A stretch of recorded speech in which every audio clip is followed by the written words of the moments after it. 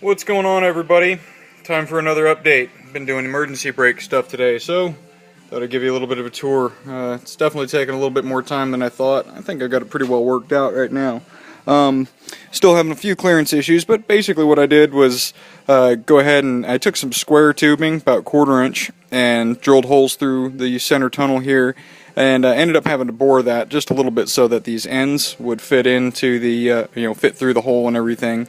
And ultimately, just due to the fact that you're reducing where the e-brake was, originally it came through these holes right here. So it was mounted out this way, so the cables do need to be shortened a bit. And what I've done to try to do that essentially is I've just taken some 6mm nuts, ground them down and split them in half to where I pinched them around there and added a little bit of extra space.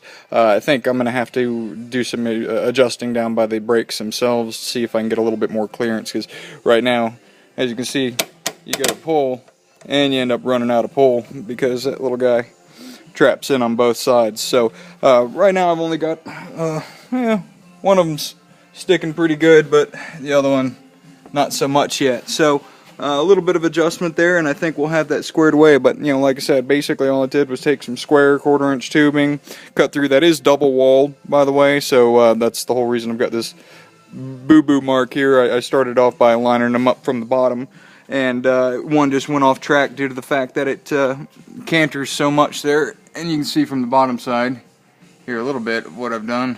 Hopefully the light's not too much. But I went ahead and glopped all that up with some ultra gray silicone to try to keep the I put some nylon sleeves in there, or basically nylon sleeves.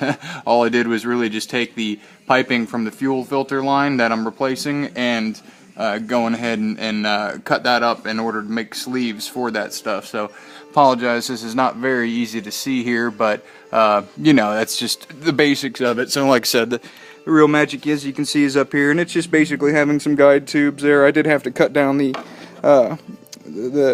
e-brake shaft, whatever you want to call that thing there, to hold the holder on, but the bolt down there, basically I had to cut off at least about a 1/2 inch so far. Probably we'll have to reduce that a little bit more, but anyway, that's where that's going so far. I also did a little bit of just finish work kind of around this area here, so hopefully that all looks a little bit better now rather than all the just hammer marks and everything that I had.